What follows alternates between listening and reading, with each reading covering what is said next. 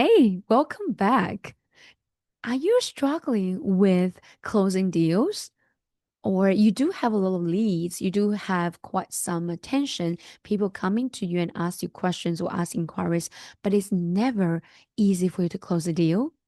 And you're struggling that why you have so many opportunities, but you just cannot turn them to reality, to income at all. And I feel you. I understand you. Today, I'm going to share with you the secrets that I have learned and also experienced myself that helped companies that I helped with to turn from nothing to something, turn from only thousands of dollars business to millions and billions of dollars business as well. Why you should listen to me?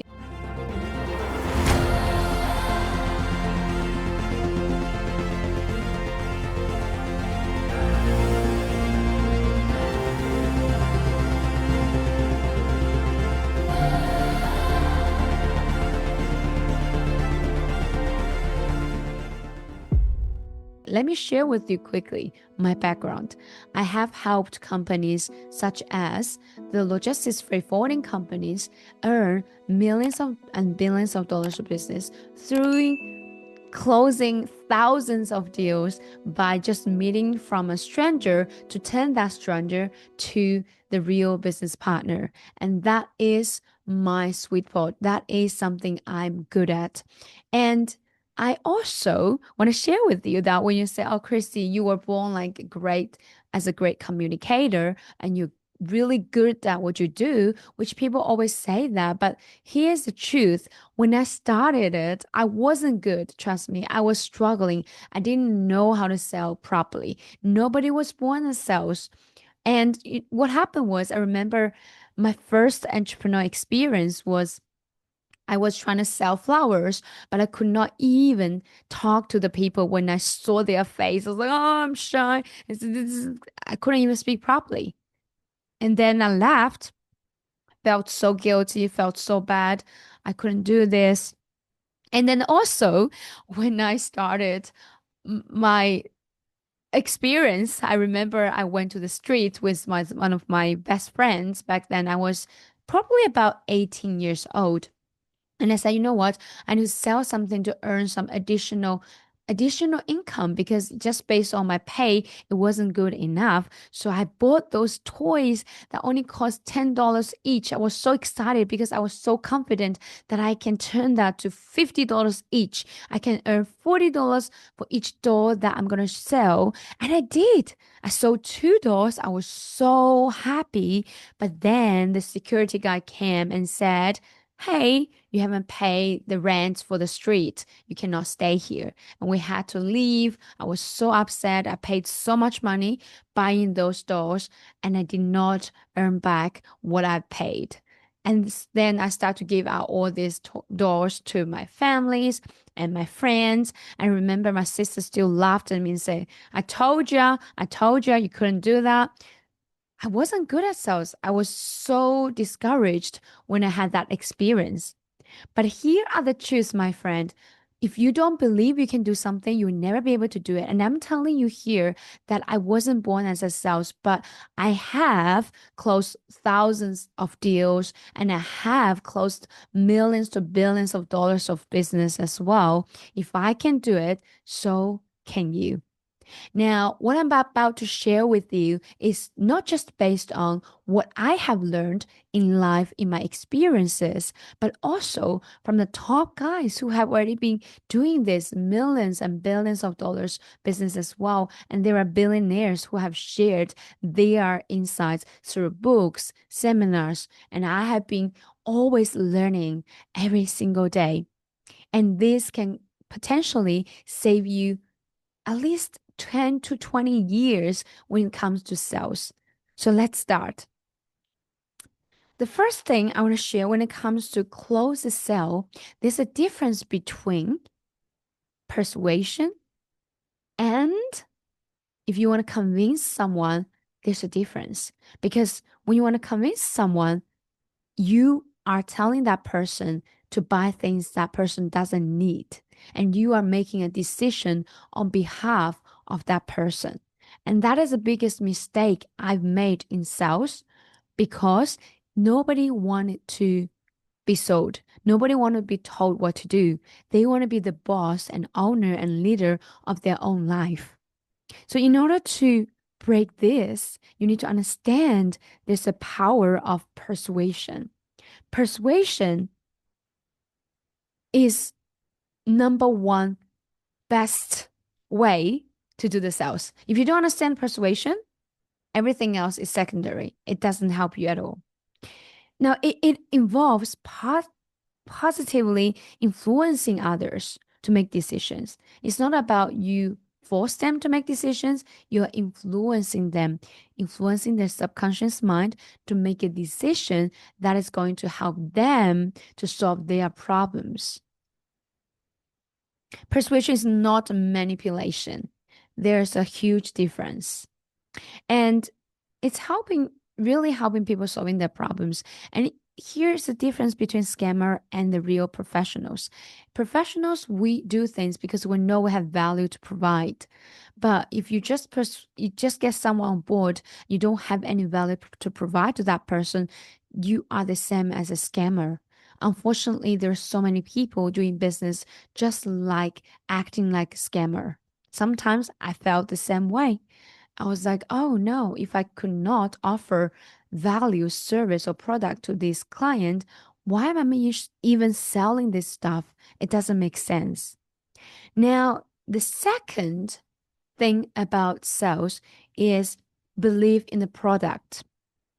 If you don't believe in the things that you're selling, people won't believe in you either. And something we can pretend if you're a great actor, you might be great at acting and pretending that it's great. But most of the time, the energy, the things, it's so hard for you to pretend. People can feel it. If you believe in your product, the way how you speak and how you talk make huge difference compared with those who won't even like their own product either. An example, I always share this story with my team that there's a guy who went to buy car from the car dealership.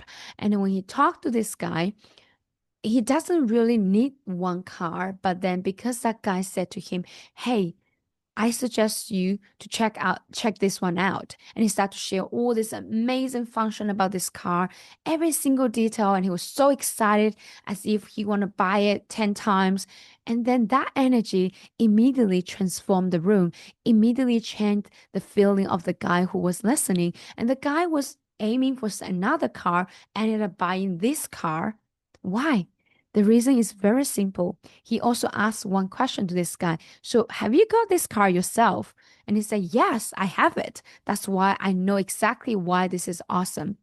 It's already sold. If you don't want to buy your own product, nobody else would like to buy your product. In order to get people to buy your product, you should take pride. You should be so confident in your product so that when you talk about it, everybody's going to be attracting. They are going to be like, oh, wow, what an energy. I want to come to you. And that is the difference. You have to believe in the product that you are selling. And the third element is the importance of understanding about what your customers really need.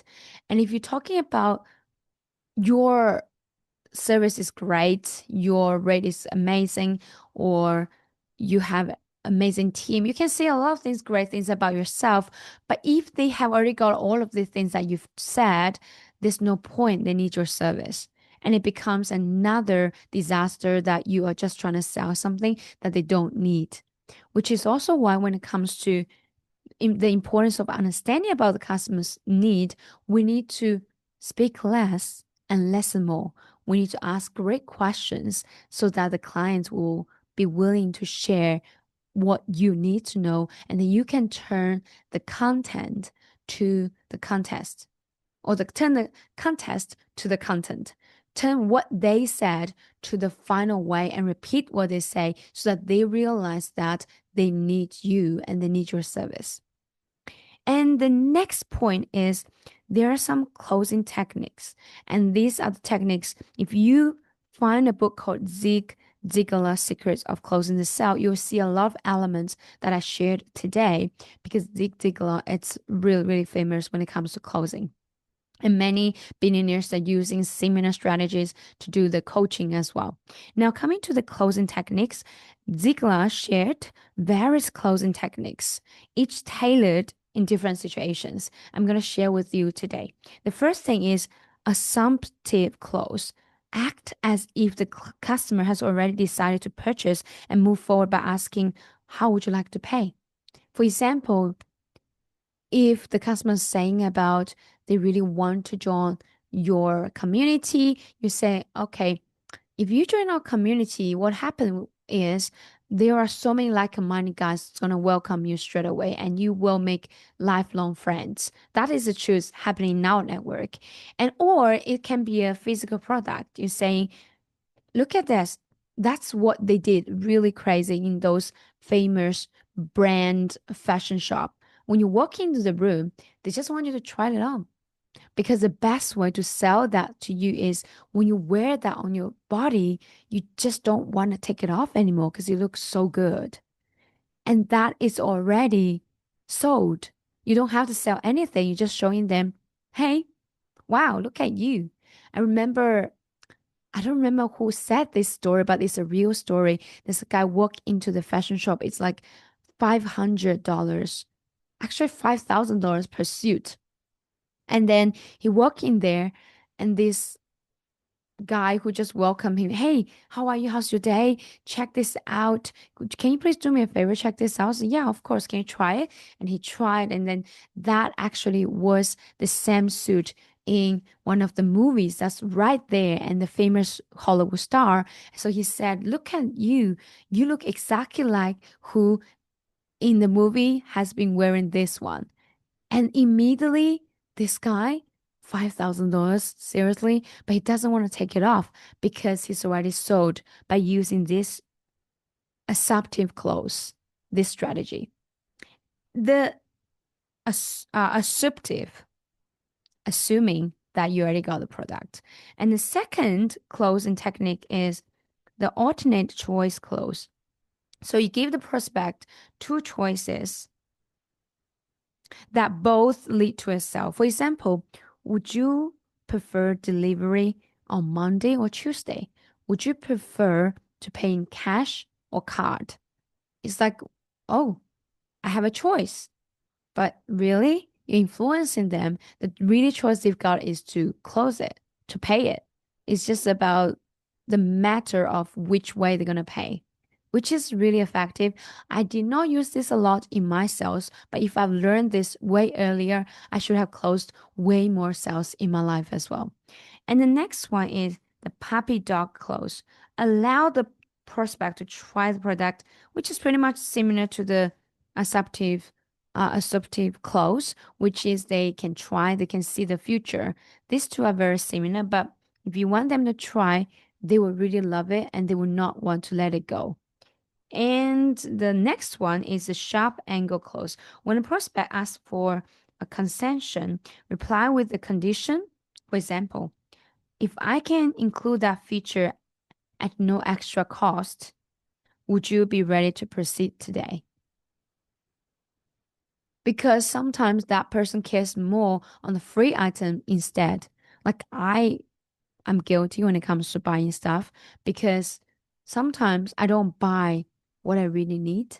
I buy because I want that free stuff, which I want to pay for that free stuff, but the gift, but they don't allow you to buy that and end up just because of that free stuff, I end up buying the whole thing so that I can get the free stuff, which is crazy, but it applies and it works for so many people. So try to do that in your business closing and think about what will be the alternative things that they want that's not in this package, and you include that as a free cost, and they will feel immediately this value is worth more than they pay. Now, the next point I'm going to share is the value of objections. Objections are not to be feared. When we face objections, we feel like, oh my gosh, they don't like me. Oh my gosh, they don't need my service and I'm going to fail. but they're just a sign of interest. Because when they say no, they're not saying I'm not interested at all. If they're not interested, they won't even have this conversation with you. It's more like there's something that's hidden behind it that they don't want to tell you, that's stopping the sale. It can be the timing, it can be the amount, the money that they don't want to pay that much, or it can be any other reasons. Now, there's a technique you can handle objections effectively. Number one is you always agree. You never stop agreeing. Just keep agreeing what they say. Yes. Even though what they say is not right, just say, yes, I'm with you. Yes, I hear you. It doesn't mean say, yes, I agree with you. Just say, yes, yes, thank you for sharing. Yes, I hear you. Yes. But because when you always create the yeses along the way, it's impossible not to close the deal.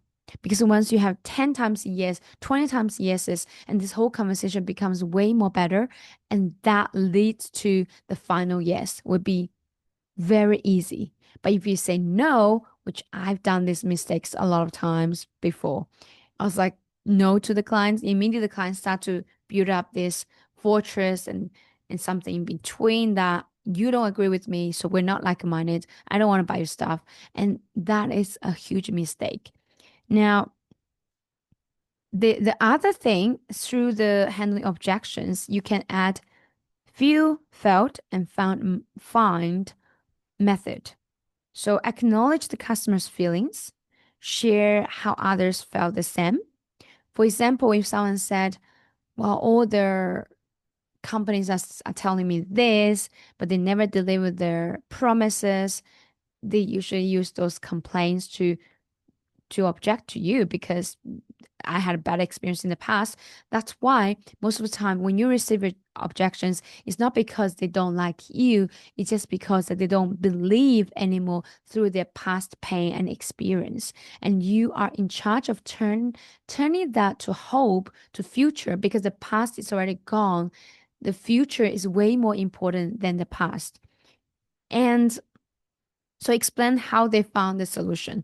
Then when they understand, when they can get solutions through you, then at least it builds hope. Nobody wants to get stuck. Everybody wants to move forward. And you are providing an opportunity for them to keep breakthrough, and then they can achieve something in the future, which is awesome. Now, the number 6 about closing, the tip is the emotional and logical approach.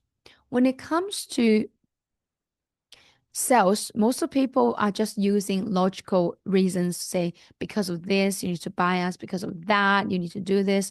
But unfortunately, it took me ages to understand our human brain is really using subconscious mind to close the deal, to say yes or no, and to do most of the things. 90% of the time is really our subconscious mind that is controlling our behaviors, which is also why that is a big boss.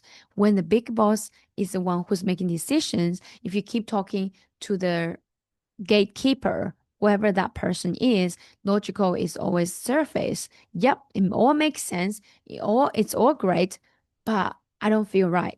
The gut feeling. And that's exactly why people can close millions of dollars of business by only focusing on touching the gut feelings and touching the subconscious mind, influencing them rather than keep focusing on, yeah, it makes sense. It looks like profitable. It makes amazing, but you're not going to close the deal and just keep dwelling around because you're missing the emotion part. Now, the number 7 key point about closing sales is building trust and rapport. Trust is essential in any sales. And without trust, people cannot really drop their, what's it called? The protection, their shelter, whatever, because they don't want to really talk to you, or they don't want to really say yes to you because they really don't trust you yet. And trust is number one thing when it comes to business partnership. And what we found is that if you want to establish the rapport, which is the trust, building up that trust, you have to be intentionally building that up and understanding about what are their motivations. What are the things behind the scene that they really care, that they wanted to feel that they are connected with you, feel that they can trust you. And it's not about you're faking it. It's about when you work with a client, you do want to create and build this personal relationship with that person. And that is also why when you want to date someone, they won't say yes to you to be a boyfriend or girlfriend until the trust is solid enough. And that takes time. So there are skills that you can train yourself and read books to find out how you can communicate so you can then create that trust between you and the client straight away. And if you need help with that, we also have free downloads and materials that is showing you how to really having this conversation with your client from what you should say, what you shouldn't be saying, that will immediately help you to improve your closing sales as well. Now, the next point 8 is the importance of enthusiasm. If you don't have enough energy when you're talking to people, yep, yeah, mm-hmm. All right, cool. People won't feel you're connected. People won't feel that you have energy to help them, to serve them, and which is not good. That's why. And then when you are enthusiastic, when you are so energetic, it is contagious. Human emotions are contagious. When you're stressful, people can feel, can smell the stress. But when you are energetic and passionate, enthusiastic, people also want to get closer to you because they want that energy, they want that joy as well. And that is one of my top things that when I close deals, people just love my energy because they need that as well in their life. Because of the energy, they really want to get closer to me. And I don't need to sell too much to them. They just want to come and then become partners as well. Now, the next point is asking for the sale. One of the key elements of closing is asking for the sale. We noticed that many salespeople lose opportunities simply because they don't ask. And what happened was they're shy, they're afraid of objections, and they're wasting all this time. So I remember my teacher, Marion Golden, who once said, "An offer you never give is an offer the client will never take. Because if you don't even offer anything, there's no chance. You have zero chance to close any offer. And if you don't have chance, then what's the point you're doing what you're doing? You always need to be courageous to send an offer. Even if it's a no, you become better and better when it comes to closing. And then the next one is creating a win-win situation. When we close deals, we want both parties win. It's not just about it's good for you or it's good for me. They will see also the mutual win-win strategies because if they don't see that, they'll be like, what do you need? Why do you want to close with me? Why do you want to work with me? There has to be something, and they still doubt about you. But when you can bring those things into the table, then they can see that, okay, if I join, for example, in our network, if I join you, I can bring potential a lot of amazing clients and to your network. That's a win. And then if you join us, or which I would say to them, if you join us, you also get immediately connected to the right people and increase your business sales and the long-term partnership and friendship as well. And that is win-win, always aiming for win-win solutions and outcomes that will help immediately to close the sales as well. Now, the next point is use of positive language. There are so many words we did not pay attention when it comes to sales calls, and we keep using them. That's the reason why we could not close it. For example, there are a few examples I can share with you. When it comes to the agreement, you say, hey, let's sign a contract, right? When it's a contract, they immediately become so sensitive because that means there's a lot of documentation they have to do. They have to spend a lot of time checking those contracts. But when they say, hey, how about let's finish the document and just to move the documentation stuff along the way, just let's sign this so it can move it away, immediately release their burden and stress when it comes to contract and comes to let's just move the documentation stuff along the way, like move it away quickly, and immediately they feel so much relieved. And also you will say, how about you pay, right? When you say pay and you pay money, people just feel so, oh no, pay money. And we usually will say invest. How much do you want to invest so that we can make it happen? Investment always requires ROI, returns. If you're only talking about paying, there's nothing there, especially when you're selling a service. They are so cautious when it comes to paying for nothing. So you need to focus on investment rather than paying or charging or money and stuff like that. Using different words will immediately change the result. Now, the next one is understanding the prospect's why, the big why. Everybody has different reasons for to do what they do. And beyond the product's features, you need to understand that the customer's deeper motivations are very important to them and why they want to buy in that first place. And connecting to their why can help to close immediately the sales more effectively. Now, the next point, which is 13, testimonials and social proof. If we don't share any stories that's already happening in the network, they don't know what's going on. And when it comes to sales, you have to always do storytelling, because if you don't tell stories, you just keep talking, people will lose interest. But if you are a great storyteller, you share about the real experiences happening in your network, people tend to love it and they like it. They want it to align, they want to relay to that role because it's sharing the true experience that they might become that person, the next client of yours, that you will also be able to serve them and they can get what they want through your service as well. Now, the next one is persistence without pressure. This is one of the biggest mistakes that I've made. I am very persistent and always following up my team as well. But then when it comes to we follow up too much and we keep giving a lot of pressure to the client, they will run away from us because they feel like, why you keep chasing me? I don't like it. I don't want to stress out. When it's time for them to come, they will come. When it's not the time, they will not come anyway. And what's the point when you chase them? It will make the situation even worse. So nowadays, when I'm training my team, I always say to them, guys, please do not chase any clients. Just serve them, just answer their questions, guide them to next step if they are interested, but don't stress them, don't pressure them.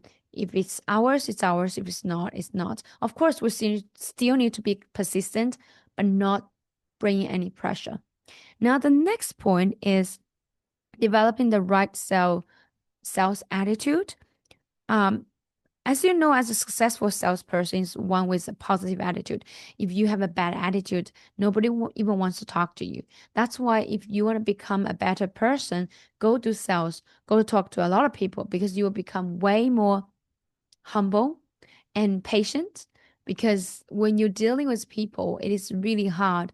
There are nasty people outside there. They're going to say bad words. They're going to say no to you thousands of times. But do you know that there are so many successful billionaires? They all experienced all of these things about thousands and millions of no's before they get the first yes. And there's a lot of experiences and stories that we can share in here. But the key point here is you need to always have the great attitude that will help you to attract your clients, that they want to get closer to you because they know you're going to bring them a great and brighter future.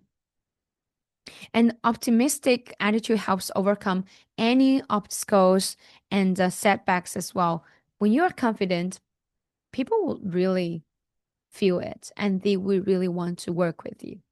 And the next one is closing as process, not a moment. Sometimes we always want just to close at the first sight. It's like you want to get married at the first sight. It is crazy. Business is pretty much the same. Sometimes it takes a few times or even days, months, and years to close one of the biggest deals. You cannot rush. When you're rushing, sometimes you're actually creating the bad image of yours and people will run away from you.